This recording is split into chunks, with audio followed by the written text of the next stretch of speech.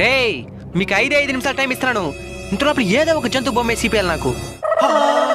Ready start.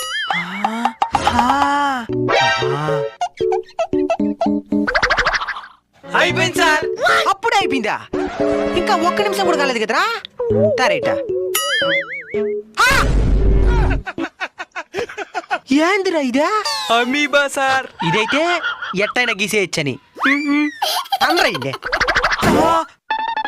నువ్వుదేరా.